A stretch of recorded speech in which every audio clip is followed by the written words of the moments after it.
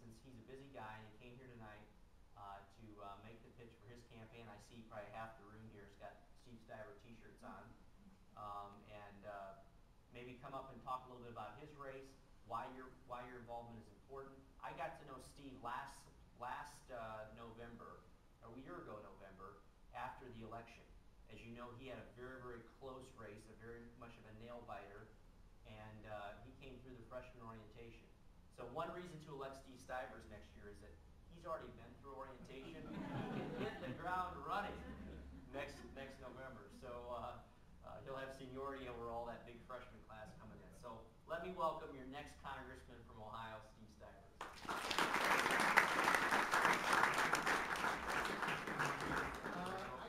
If you give me that, yeah, fine. Either way is fine. Great, thank you. Thanks, Congressman, and we're lucky to have Congressman Schuck here in Ohio. And like he said, I got a chance to meet him when I was at freshman orientation in 2008. And he's a very dynamic guy and doing great things in Washington already. And I'm excited about maybe going to Washington to help him try to move America forward. The choice this year is pretty clear, especially as folks that are fairly young. You're going to get a chance to vote for a congresswoman who's going to increase your share of the national debt, which is already $41,000, and make it even bigger. And or you can vote for somebody who's going to try to do everything he can to make sure that the national debt goes down, the deficit goes down, and that will take hard work.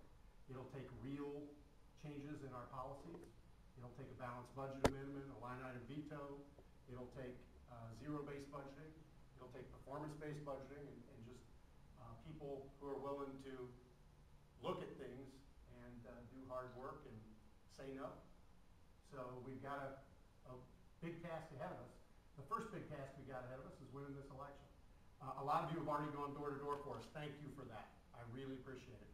We've already knocked on about 17,000 doors, and we're well on our way to knocking on over 100,000 doors this year. We lost this race by 2,311 votes if you're counting, and I'll tell you, I'm counting.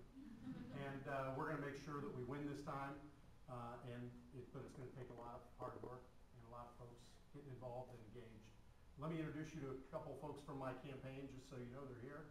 My campaign manager, Adam Kuhn. My grassroots director, and this is the guy that you all need to get to know, is Grant Schaefer. And if you haven't met Grant, it means you probably haven't been door to door for us. So please get to know Grant. They're actually at the table are volunteer cards and bumper stickers.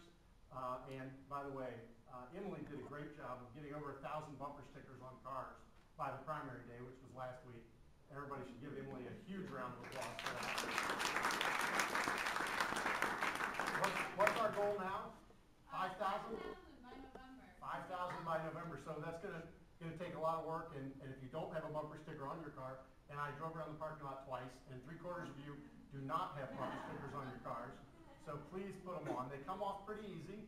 You know, on November 3rd, if you want to take it off, we'll help you take it off. We'll even help you make sure. Then we'll get you one that says Congressman Stivers. Excellent. But I really appreciate everything that everybody's done, and I want you to understand it can make a huge difference. This election is not the election of 08, it's the election of 2010. The issues are different. The national debt is an issue this time. When we talked about the national debt, and when I talked about it in 08, it was like $9 trillion. And then when this Congress took over, it was $10 trillion, and it's already $12.7 trillion on its way to $14 trillion.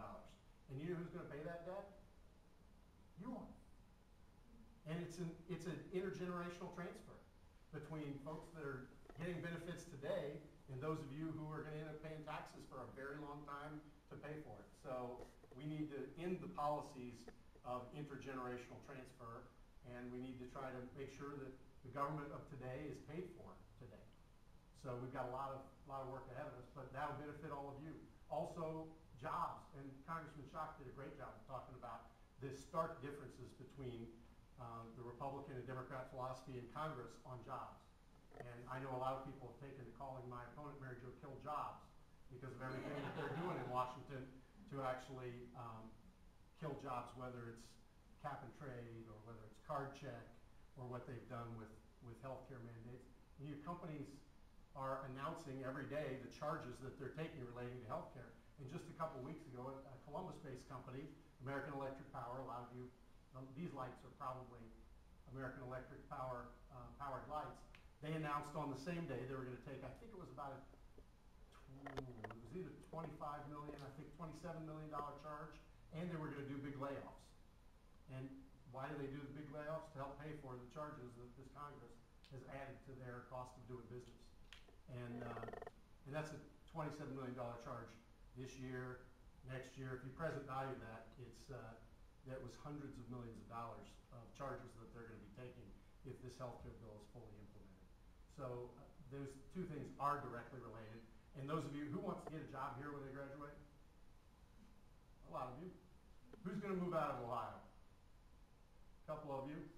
Well, you should still care about Ohio because you got internship opportunities and things now.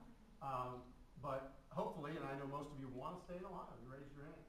And we need to improve America and Ohio's business climate so that you can do that. And we need people in Congress that understand that businesses aren't just the people we squeeze for taxes. Businesses are one of the ways that we create jobs. Small businesses and large businesses will create jobs in the future. We need to make sure that we understand and send people to Washington that do understand that job creators are something we want in this country. So we've got a lot of work to do. Thank you for everything you're already doing. God bless you. And I've got another commitment I've got to run out to. But I want to make sure that we recognize Congressman Schuck for coming today and saying thank you. And I know it's no mistake or no coincidence that you came to Ohio State first. This is the largest college Republican chapter in the United States. Isn't that right, Danielle? Pretty close? It is the largest, right? In Ohio. In Ohio, okay. And one of the largest in the U.S., right? Like, yeah, I know it's one of the largest in the U.S. So that's why he's here. And you guys can and will get engaged. You'll make a difference in my race and in a lot of races. So thanks for what you're doing. And let's give Congressman Schuck a huge round of applause.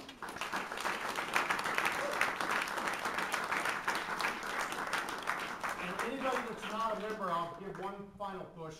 We have a student organization on campus called Buckeyes for Stivers. Who's a member? Some of you are members. Who's not a member? All right, join. Do we have a sheet outside to join Buckeyes for Stivers? I think we do. But if we don't, see Adam or Grant. If you want to join, we'd love to have you join. It can make a big difference. Thanks everybody for coming. Thanks for everything that you guys do. Thanks, Megan, for getting all these people here. And Congressman Schuck, thank you.